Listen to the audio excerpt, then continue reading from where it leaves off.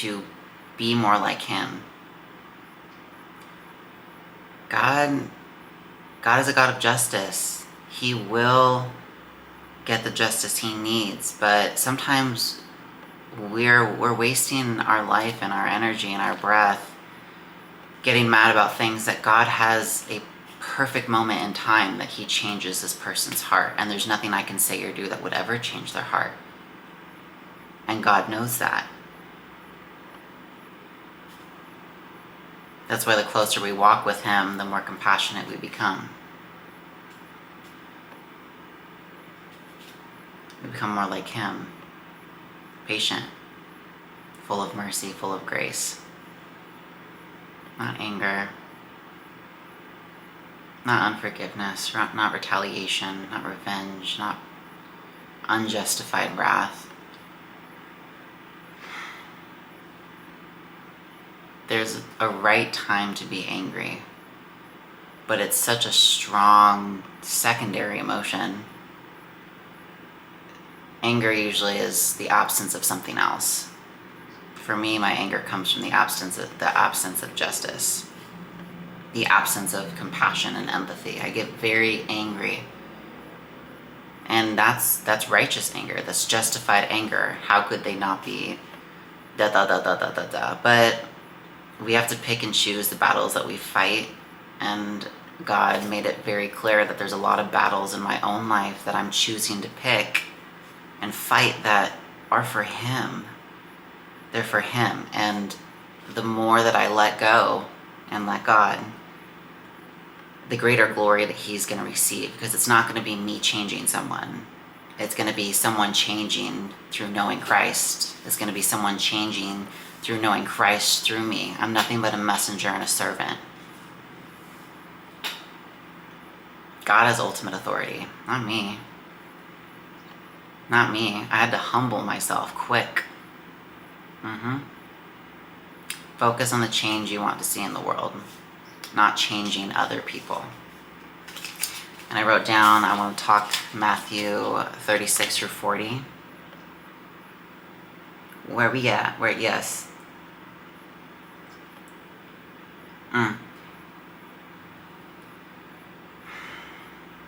I think I put this verse down because I get so distraught and unfocused that God's always trying to bring our focus back to him and loving him and truly being the change you want to see. Because energy is contagious. I think if more people saw the joy that we experience walking in the Lord and doing as he commands, people are going to want to be a part of that.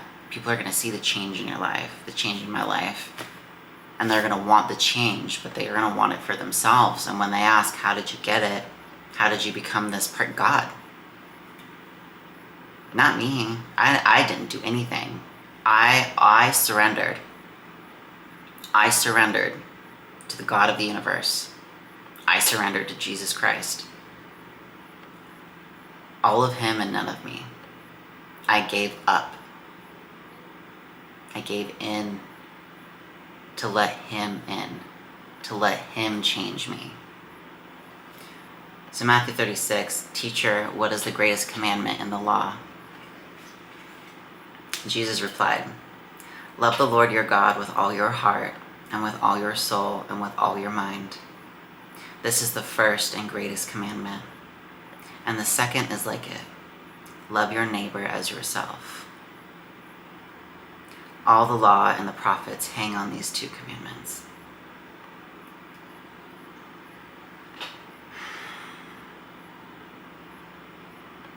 To love God and to love our neighbor. Love is such a strong word. I grew up not even knowing what that word meant. Because the love that I experienced, or the love that the people that I idolized, and the people you idolize, you tend to gravitate to become more like. So whatever love means to the person I'm idolizing, that's what it means to me. I idolized the wrong people. So over time, love meant something completely different than what God intends love to be.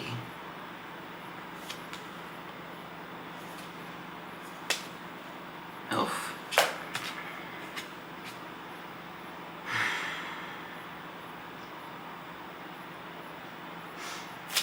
I have this note in here I want to share. When I first found Jesus, I remember watching a lot of YouTube videos, YouTube shorts, Instagram shorts, just of other Christian content creators, and something that I kept seeing was, if sinning, and this is a quote, if sinning doesn't hurt you, do you really love Jesus? And I felt like that was such like a black and white statement. Just, I felt like it lacked a lot of compassion.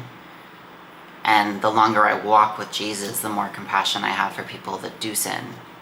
Because we're living in flesh, and we're living in this fallen world. We're living far from God physically. So it's a lie to say that anyone on this earth has never sinned before. And it's a lie to say that if you sin, you don't love Jesus. Then that means no one loves Jesus, because we're all sinners. We all fall short to the glory of God. We're all incredibly imperfect, but we're made perfect in the image of our Creator. He molds us. And it's through understanding that you can love Jesus and struggle with sin. And that's where and there's so much power in our weaknesses. Sometimes I go through these seasons where the sin that I'm fighting, or the sin that I'm struggling with, is so prevalent, and it feels like it's consuming me. And it feels like the fight against it is consuming me. But the closer I grow to Jesus, the easier it is to fight that sin. It just falls away naturally. I think, well, do I want to go do that, or do I want to be close to God? And we're going to find ourselves in moments of our life where it feels like we have no option. You might lose your parents, you might lose some loved ones, the ending of a relationship, eviction, having no money, being in complete desperation, and not knowing the right thing to do. I spent so much of my life not knowing the right thing to do because I didn't know God. I didn't know what He commanded us to do. I didn't know that He loved me. I didn't know that He wanted me at all. I didn't even know that. I didn't understand. And one of Jesus' dying statements, one of the few last words He was able to get out before His last breath on the cross, before His resurrection, was, "Lord, forgive them, for they do not know what they are doing." It is loving to educate our brothers and sisters. And we're supposed to do that one-on-one. We're supposed to do that with compassion and with mercy. If I had just known that the things that I was doing to myself wasn't an act of love, if someone had just told me, I would have listened. But no one had that conversation with me. No one sat down with me lovingly when I was young and I didn't know. When I was a teenager, when I was barely an adult, when I wasn't even legally able to drink, doing things that I regret till this day, but they shaped me into the woman I am today. But if someone had just sat down and told me from a loving place, "Chelsea, what you're doing is going to hurt you, and you're going to regret it, and it's going to cause you a lot of pain," I would have listened. But no one lovingly sat down and did that with me. And I can't blame other people. I can't blame other people unless they knew better and they took advantage of me. That's different. But I don't blame the people that didn't know. Because a lot of people don't know, and a lot of people don't know how to love themselves. So how could I expect them to love me better than they love themselves? They don't know. And it's unfair to hold a higher expectation to someone else when I don't even have that expectation of myself, and they don't even have that expectation of themselves. Forgive them, for they don't know.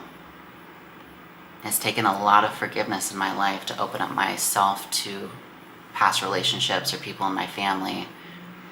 And I still found myself holding on to things because some people did know and they chose to not sit down with me. They made that choice to not do that loving act.